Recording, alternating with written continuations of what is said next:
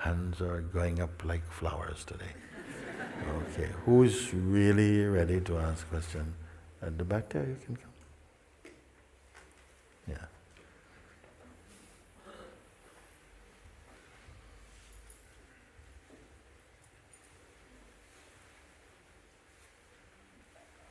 Namaste, Mooji. Namaste, thank you.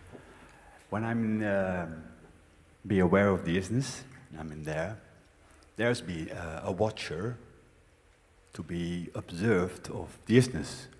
A watcher to observe the isness. Yeah, because when I'm in the isness, in the stillness of the isness, it can be watched because I am experience the isness.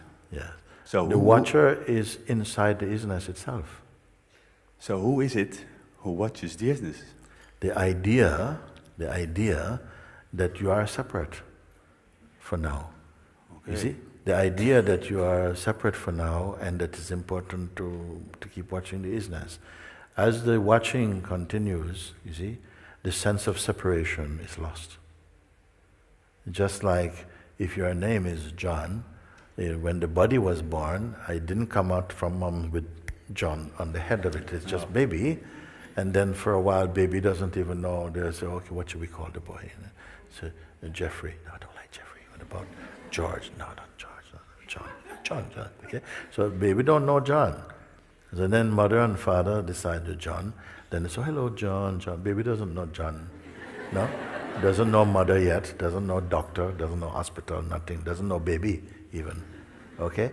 But at some point, it begins to develop the consciousness, the developing consciousness can begin to identify it with the name, John. Once this name crystallizes somehow, it never forgets. And yet, it's like, it's not going around, I'm John. Hello, yes, I'm John. Yeah. It's not doing this, but it cannot forget it. It's not like it's in a state of actually remembering. I got to remember I'm John. Maybe the child, at a certain point in its life, when it might go out to play for the first time, the parents may write the name and stick it in the pocket, just in case he wanders off. Somebody meet this child and say, hello, where are you going? What's your name? Boy. Where do you live? House. Not going to be helpful. So mom have to find a look and say, oh, then they find something. As soon as it accepts these ideas, they become like a fact to it, and it never forgets them. It never really forgets it. That even if you're going a bit to sleep, and somebody calls George, Jeffrey, John, huh? You see? Is it remembering? So in the same way, that even your phenomenal name, the name that was offered to you, is not forgotten, how much can you forget that which causes the impression of the name, which holds the name in memory, which is consciousness? Actually, you cannot forget it. We are taught that we can forget. And then it became a reality. Therefore, I say, I am before the idea that I could forget myself or the idea that I need to remember myself was learned or believed. There is something so fundamental. Your being and you are one. But now, because we came into the culture of identifying as the person, which is a developed mode from consciousness, we forget that's what we are. And now we have to learn or remember that we are consciousness.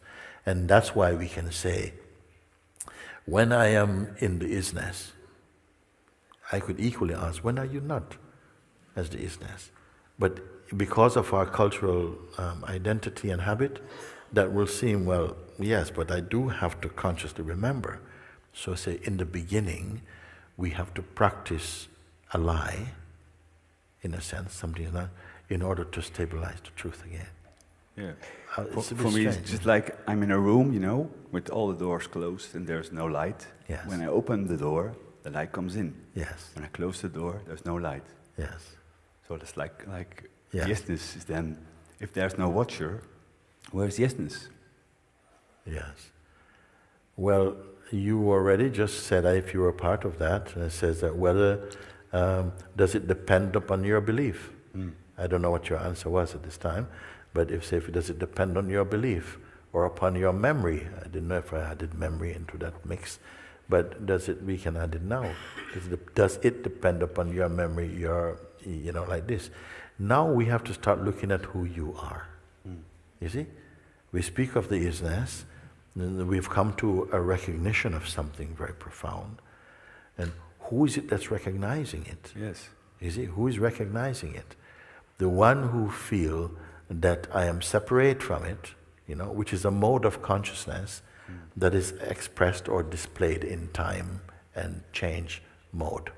So for a while, the consciousness, having adopted the body as its root and anchor and believed itself to be a person for a long time, and living in the limited mode of personhood for a while, until for whatever reason it's now time to evolve to a higher stage of consciousness, now is born as a seeker. Somehow it is born, just like before we say we just had a child, now we just had a baby. No? And then, so the parents give birth to the baby, but the baby gives birth to the parents, because before you were not parent. So by having a baby, you say, I have baby, but the baby sort of gave you the title of parent. You see? And it's the same way. We are the consciousness, but somehow when we've forgotten that, it's like we are meant to forget it. That's why it's called in the state of ignorance. We take ourselves to be this construct called a person. And that's how we live. The consciousness has a lost, strong sense of individuality. But as it grows in maturity towards its own source, the sense of itself as an isolated, independent entity begins to thin away. It starts to feel itself more as a field. And so the search begins, and then we take the label of a seeker. But all of that is a movement inside the great isness itself. It's like it's sitting on the great egg of the universe, and everything is slowly hatching into an awakening of what it is. It's just a way of expressing that. There are many ways of expressing this, depending on what field of belief or paradigm but this, I feel, is not a bad way. The seeking happens. This is why I said before, the one who begins the inquiry or the invitation will not finish the inquiry or the invitation, but will be finished by the inquiry, you see. It comes quite true now, you see. You start out as a journeyer and you end up as the destination. Then somebody goes, no, but I want to experience arriving at the destination. You see? It's like you've always been the destination, but who was the seeker? Our dreamed self has been the seeker. We've always been the isness, but in our dreamed state, we imagine ourselves as a journeyer towards the isness. I don't know if that satisfies. It satisfies me somehow, that to feel that, so that, yes, of course, it's clear. It becomes clearer and clearer, you see. At some point, the separate seeker idea drops away when it's not needed anymore. It was like that. In the beginning, tremendous energy, you see. It's like if you watch one of these launching of some spaceship or something, some rocket, tremendous fuel. and it's blazing fuel, and then it goes, what force, what power, going.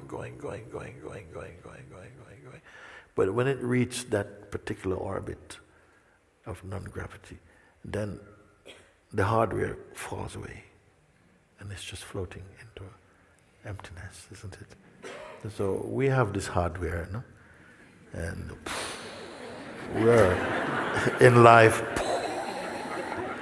you know. But at some point we come more into the field of discovering our natural state, and things become easier. It's good that the early stages are difficult and challenging, so you have to push and push a bit, and as you come into greater heights, it becomes less, you see, and more, then become effortless. Then you realize it has always been, that effortlessness has always been here, with the mask of the effortful over it or something. Thank you, Mooji. Thank you. Thank you for calling my name. My name is John as well. John!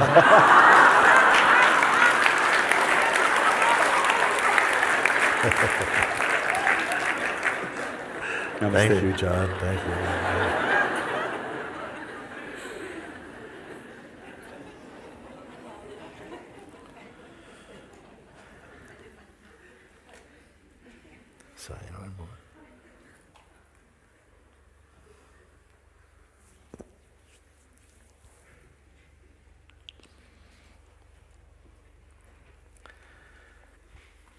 As the field of isness shifted a bit, as it faded a little bit, his mind is coming up. As isness moved over, this is why so many beings, they are again in this state of joy, natural happiness, you see. And this happiness is not about an event. Is the isness an event? No. So it's not because, oh, you've got a raise, or you got engaged today or something. Somehow it's inherent in the being, this natural joy and peace.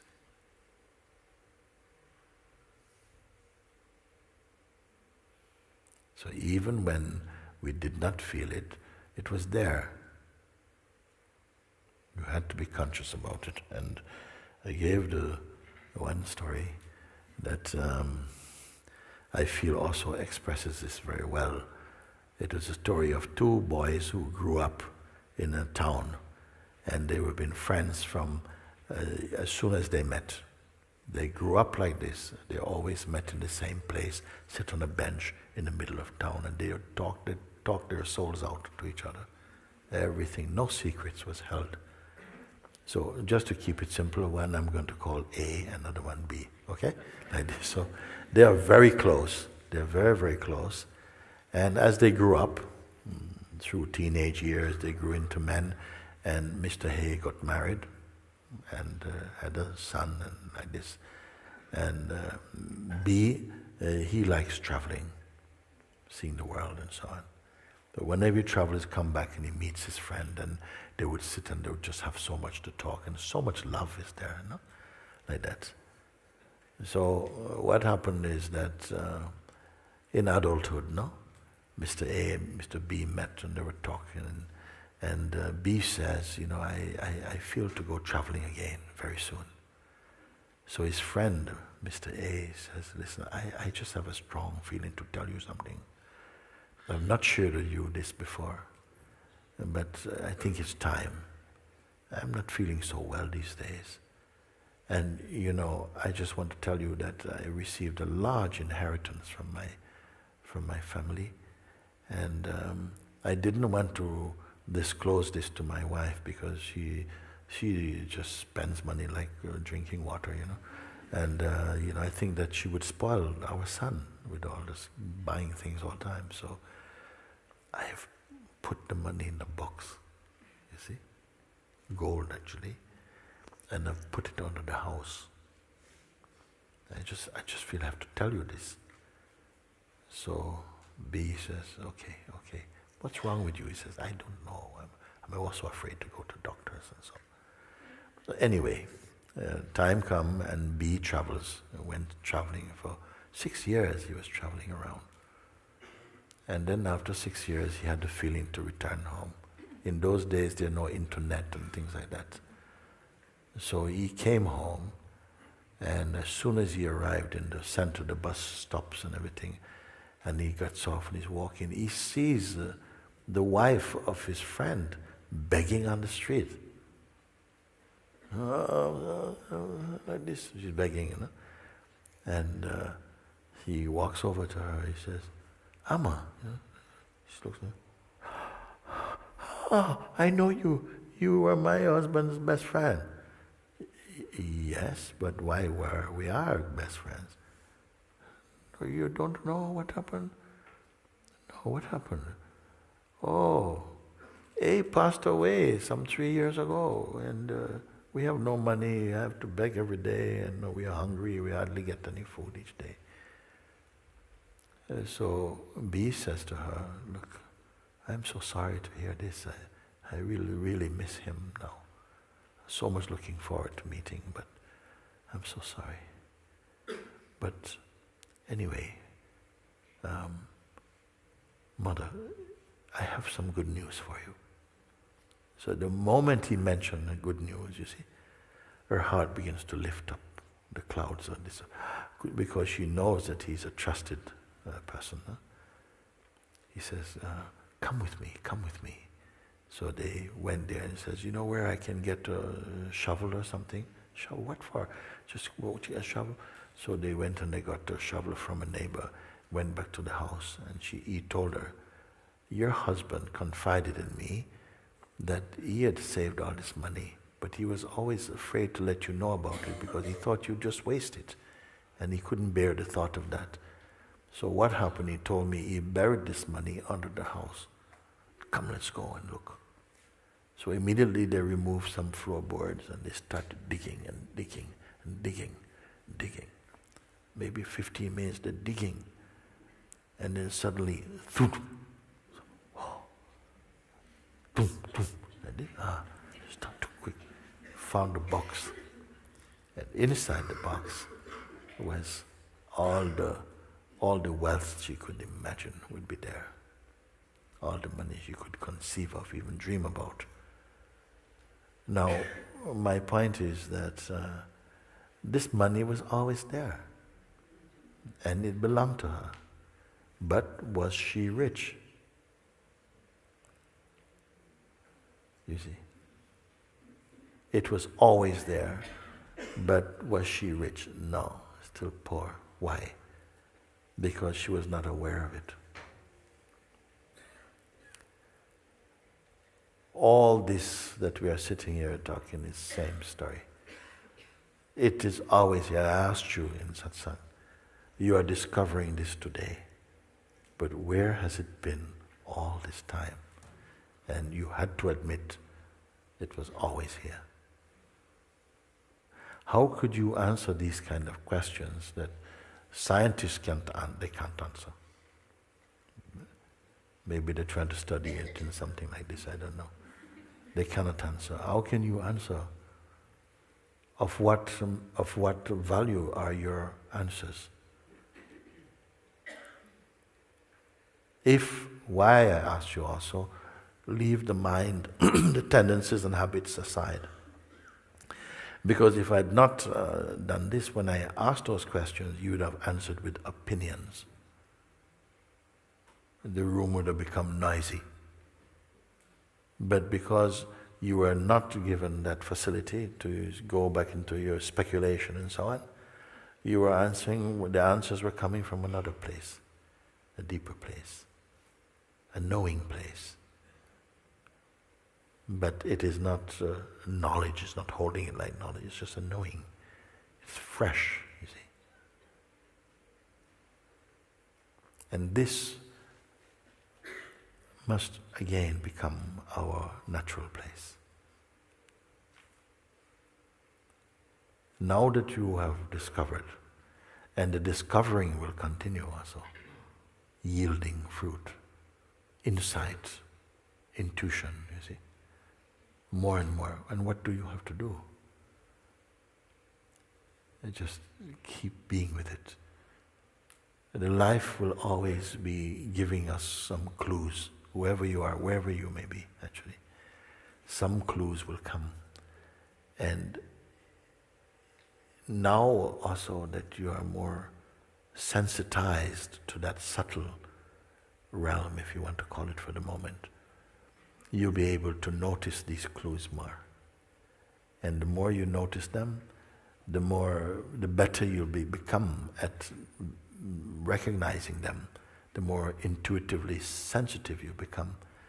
It is like learning the ABC of God's language. You become more intuitive, more sensitive, not only understanding words in their dictionary importance, but the energy and the intuitive, the spirit inside them, which is yourself.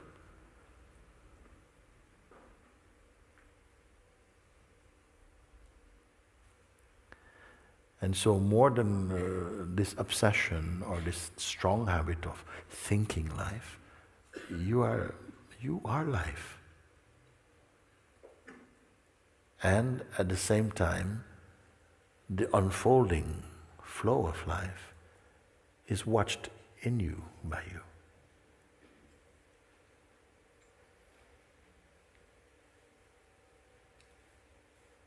Now, how near to you is this understanding?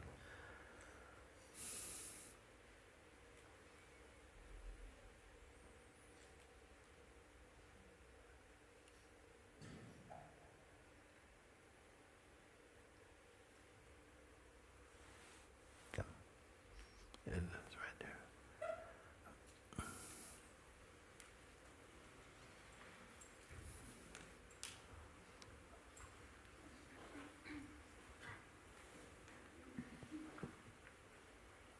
Namaste, Mooji. Thank you. Love you. Okay, let's start first. My daughter died a few months ago, and if I make it really still inside, silence, then I can feel her. She's like we are one. But then the grief starts again, and it's very difficult to stay with that silence and that. And now my question is, what happens with the isness when the body dies? Yes. Where did the response come from when I would ask you, can it die? And without deliberating so much about it, it came out of you, it cannot die. What in you can know that? Is it the mind? What in you can know? I mean, any of these questions, well, not any, but some of these questions, people have been deliberating about them for centuries and centuries. Can they be proven? And so on. I don't want to go into a laboratory to talk with you, unless it's the lab of your own heart. You can look, and can you, if a scientist was, or someone, I'm not putting up, they're great scientists also, but if, say, the typical kind of way we think, someone were to come and refute your experience and say to you, well, there's no way you could know this. There's absolutely no way you can know this. It's not a fact, it cannot be proven. Goodbye, next. Okay? Will you be walking out with your tail between your legs, all crushed? Or could you stand in the authority of what you see? Is there an authority arising in you to say, no, this is real for me? On hearing such a response from someone, you start to doubt maybe the isness does fade or something. which is greater, the isness or the self you are speaking from at the moment. Because when you refer to yourself, it is not the same self which I ask you, how near to the isness are you? You are speaking from the mode of a mother, or of this I am this body idea. And when the I am the body idea fall, it can fall without death, without physical death. This I am the body idea actually is thinning away. Is that something to grieve about itself even? You see, as you are experiencing. You see, we have a lot of myths about life.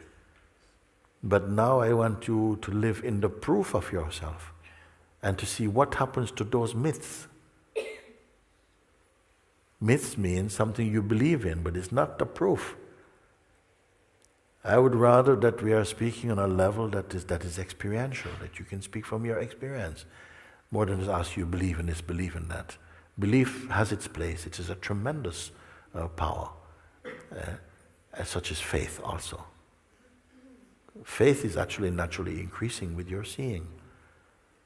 And the trust. So you say, when after death, actually death is a small thing. Do you think we are first-timers on this planet with this life-death thing? You say, after the birth, can the isness survive? Everything else will pass, except it. Everything else. This is what I want to see. If you have proven this, you see, or if it has been proven to you, that in respect to that which we're saying it's formless and it cannot come and go, it cannot fade. It's as though we are reporting about something tangible and something that the mind would ordinarily feel it can measure and qualify and quantify. But it is not this. How can you speak about that which is without form, without shape, without size, that is not born? How can you speak with such comfort? Does it have any meaning, or are we just playing about? So your question, you see, does the isness survive the death of the body? We give the death of the body such great importance. God has used this body also as a metaphor also. That every night you go to bed, and if you fall into sleep, then, it's a kind of metaphor of death also. You have no identity, you have no relatives, you're not a mother, father, uncle, sister, nothing at all is there.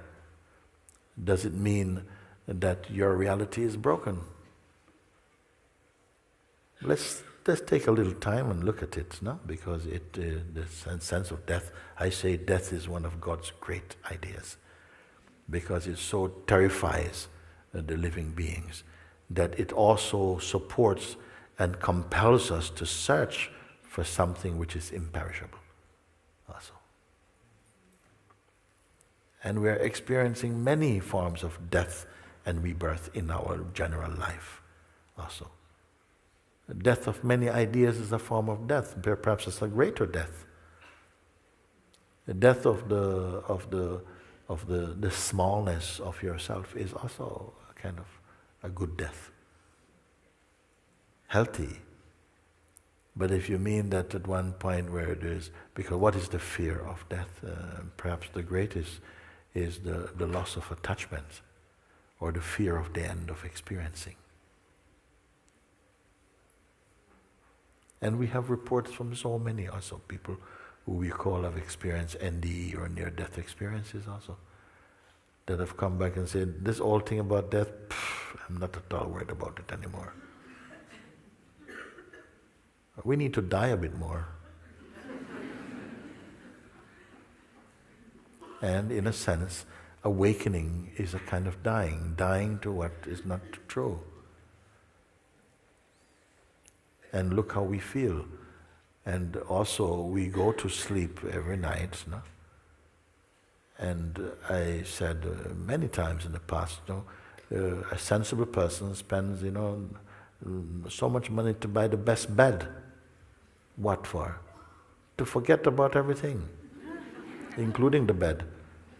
And even your beloved you cannot take with you. Even yourself you cannot take. Even your idea of yourself cannot come into that place with you, where everything is left.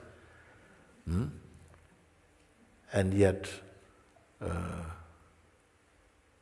nobody goes to bed screaming, I don't want to go into that no person state anymore. Don't you go into a place, absolutely no person state? And the question has been asked before, were you there in sleep? Do you enjoy sleep? I'm not talking about dream now. Do you enjoy sleep? Which is the absence of cognitive functioning, meaning that there's no you and me and this and that and right and wrong and enemies and friends. I feel I would prefer that someone don't say to me, sweet dreams. The waking state is already full of dreams. No, dead sleep. Dead sleep. I don't want to know nothing at all. It's dead sleep. Because only in dead sleep, then in the morning one wakes up refreshed. Feel, that was really good, really sound sleep. Why dreaming? This waking state, enough is of dreaming.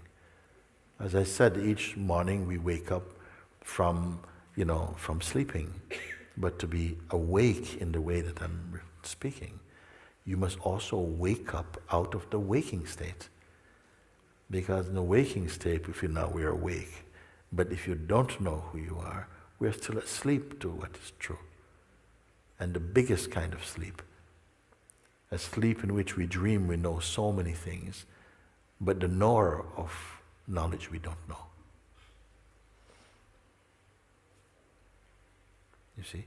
So you say you lost your daughter some months ago, and when you are quiet and so on, you can feel the sense of oneness with her. But then when grief sweeps in, you see, and then there's kind of turmoil. Grief has its place also. But with understanding and knowing really what she is, or rather knowing who you are, you'll come to terms with this much, much better. You'll know who she is. You see, something is gone, something is perishable. Even the body, I don't know, it's more recyclable. You see, and the kind of thinking, who she takes herself to be, most strongly, has a kind of generative force, and will give a certain kind of experiencing for a time. You see, of a much higher state of life than we are experiencing on the earth. You see. But what we are speaking here, actually, when I speak like this, sometimes I say, I want to invite you beyond heaven. It sounds a terrible thing to say, but I don't mean any disrespect to that. Because if it is a world, again, of images and pictures, they will also be existing in some mode of time. And maybe you say, we will never change. That means that you will never grow then. There must be something. I am not dismissing that. But when we point to that which is, the heaven must be within you also. As are hellish states possible to be experienced within you. Have I gone too far to say this? You see? When you came to a place beyond the names and forms like this, you see, did you feel something is desperately missing in you? Of course, we have this tangible, dynamic realm of life where the relations are still there and somehow we are moving in that. And that is for me fine also. I have got nothing against the dynamic expression of consciousness.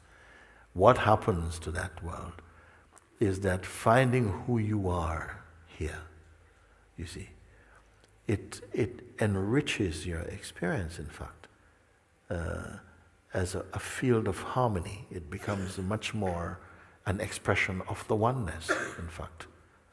So form or no form are still inside the one. You see? So yes, we are afraid that anything happens to our attachments, basically.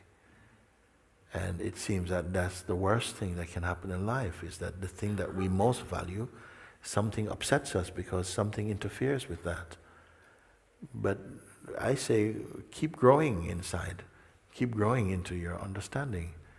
Do you feel drawn in some way to dedicate, your energy to going more deeply into what you're discovering today?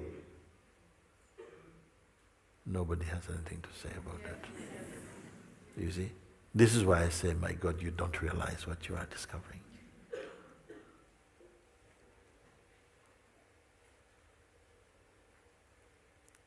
And don't give it to your mind.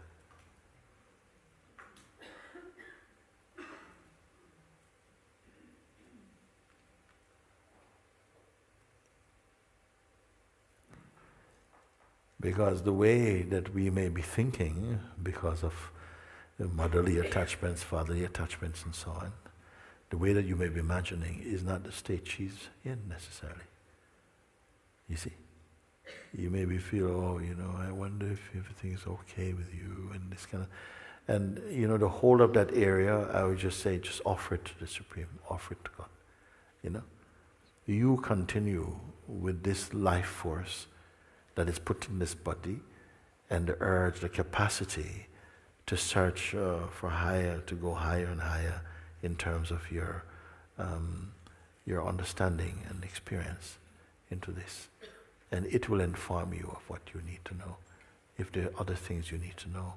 In the more dynamic realm, you may come to find them out. But so great is this, you see, because you're not discovering about yourself as a person. You are discovering in yourself the allness of things. And if our person is so dear to us, this is where your energy will go, to protect the sense of your person and its world. If you see that in any mode of consciousness, such as the person realm, it gives some sense of some comfort. We like the relationships. I like being me. And this is fine. I don't want to disturb that. You go ahead, it's fine. Because it's a question of timing and maturity.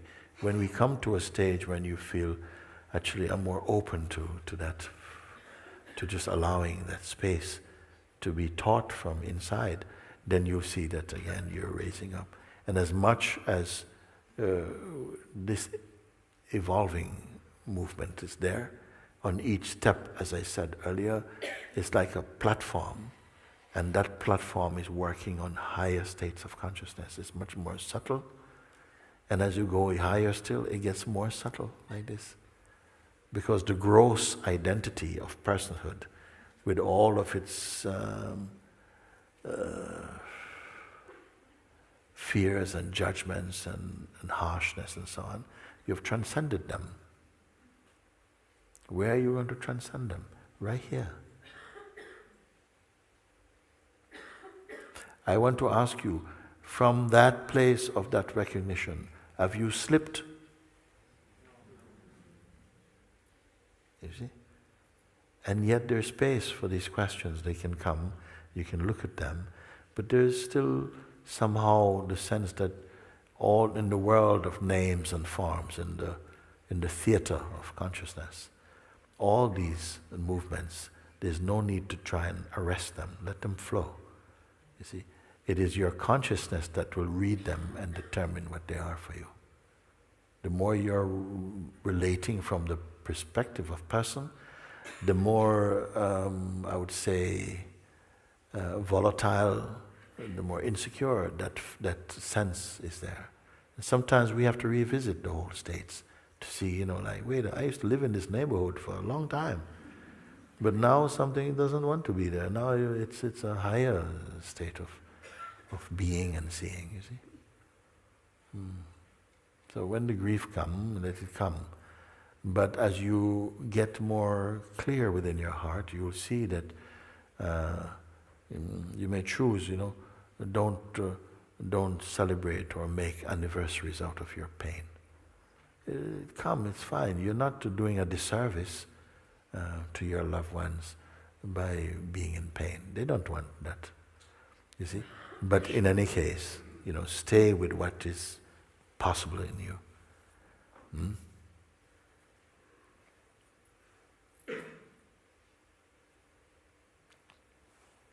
Thank you.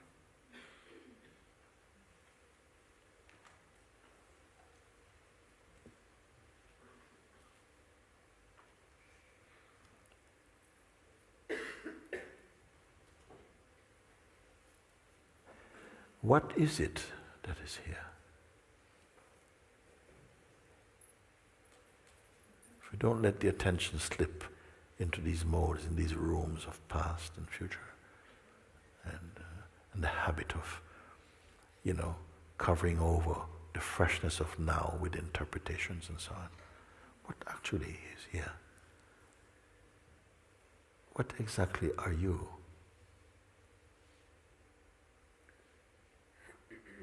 We intuitively know that we exist and that we are perceiving.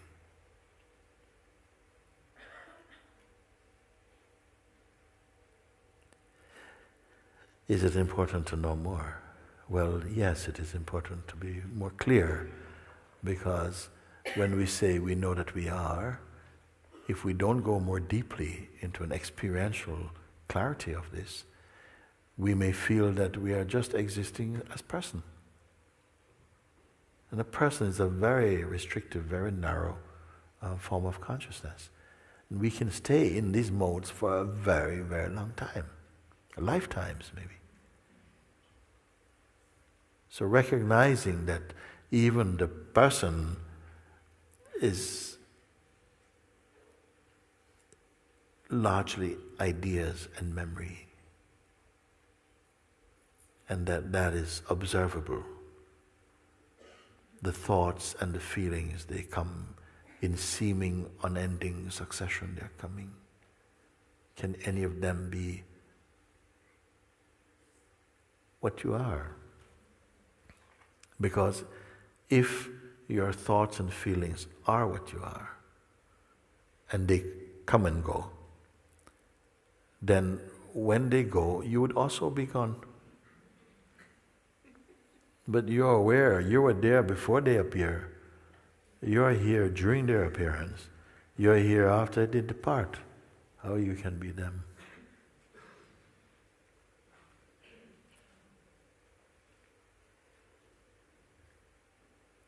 In fact, I even wonder if I should even be having this talk with you right now. Perhaps after the invitation, I should just say, you know what, go in your cocoon and just marinate in that isness. Be like a jacket potato in your foil and just marinate. It doesn't mean think, think, but just be. Maybe it might be experienced as a kind of shock to the system, but quite likely not. Maybe it is so natural state. Maybe it's a surprise for some people that they're not thinking.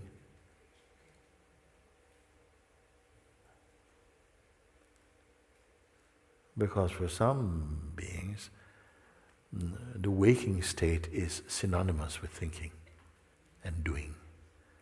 Like from the moment you become conscious, your mind is in some gear or something. First, second, third, fourth, fifth, sixth, reverse, but rarely neutral. And now you are being introduced to that neutrality of being.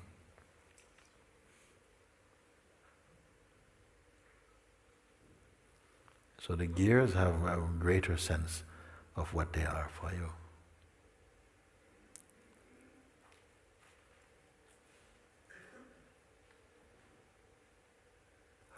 I said also that within us is the capacity to move to higher states of consciousness.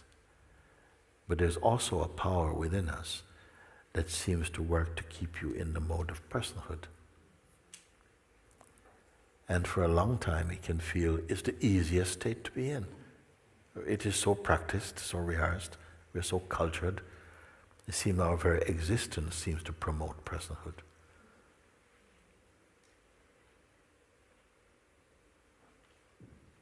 And yet, for those who have come to the place where they've learned to observe, just begin to observe without identifying with what is observed. You see, that even the reflexes of, action, reaction, interaction are observed without even a blip in the inside. Watch from this place. Are you dead?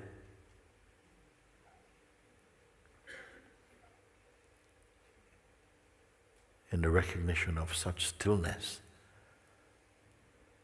such peace, such spaciousness, beyond time, beyond shape. Are you sustaining anything at all?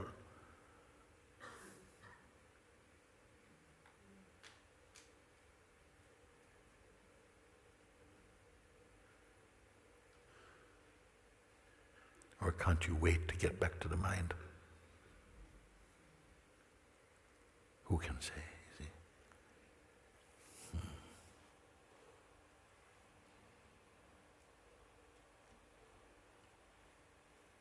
Very good.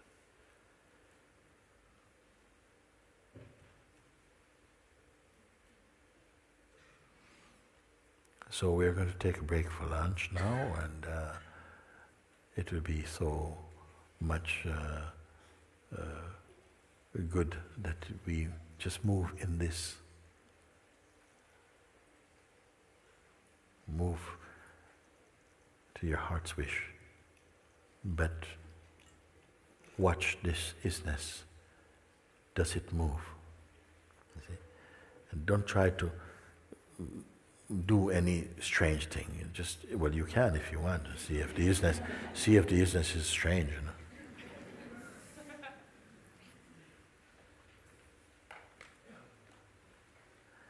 Can it be lost? And yet we can have a sense that we've moved away from it. Who is the we? You see?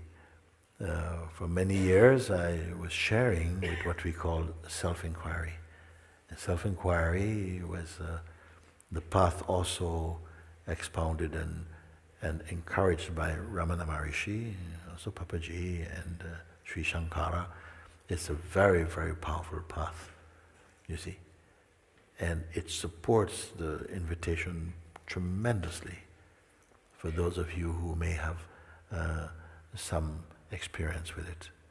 But from time to time it is necessary I bring some few pointers from this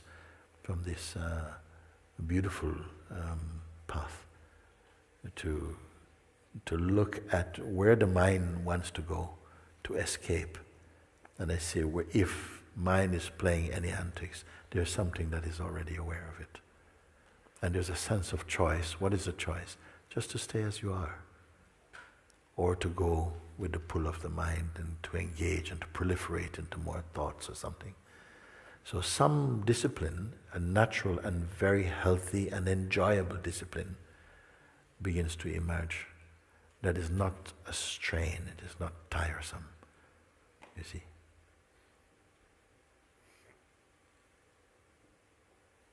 Thank you.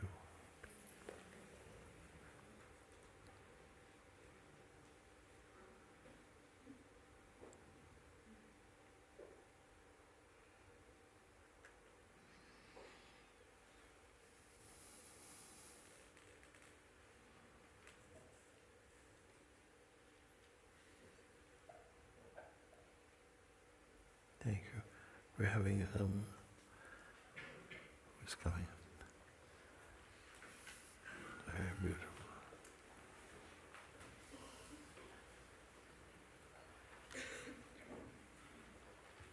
If you feel that the sense of personhood, the sense of identity is thinning away, don't panic. It's the most beautiful thing, because you are here to watch the sense of thinning away. So,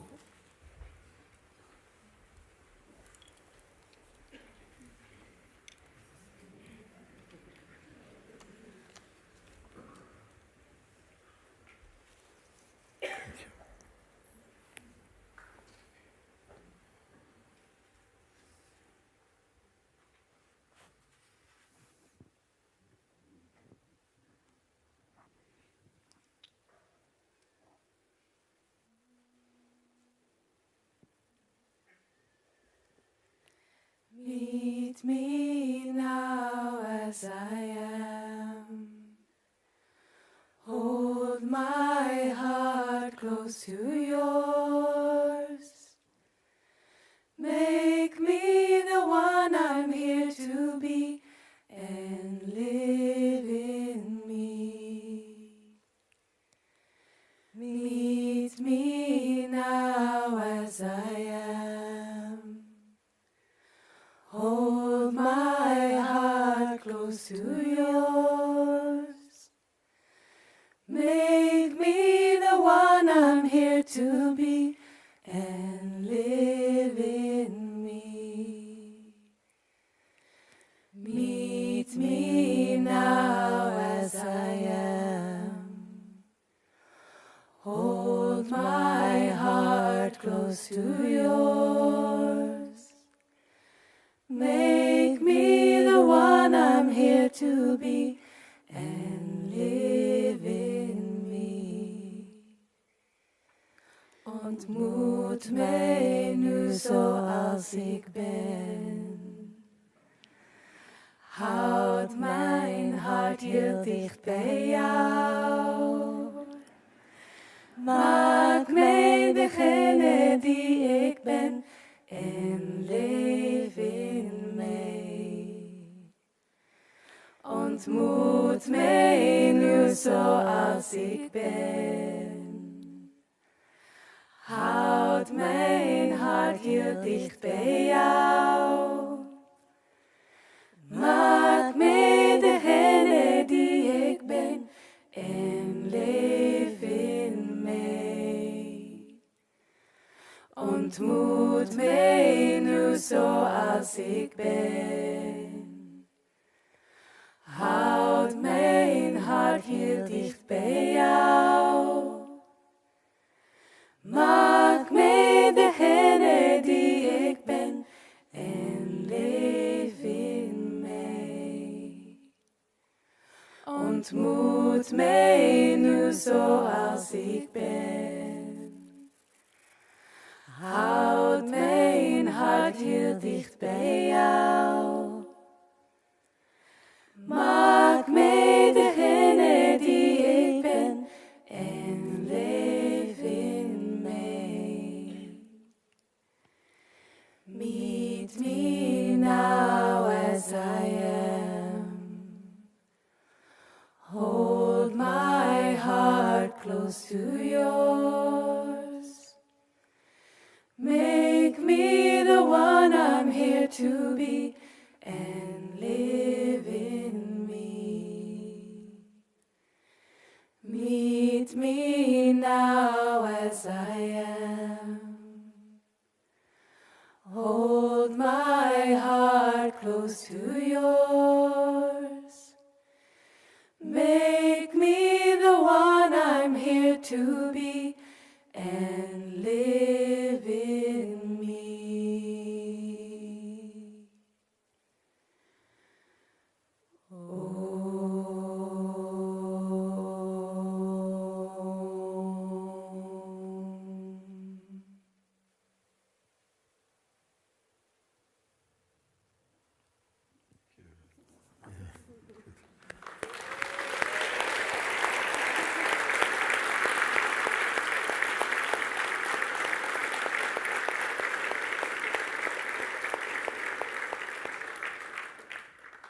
You learned that in just one morning.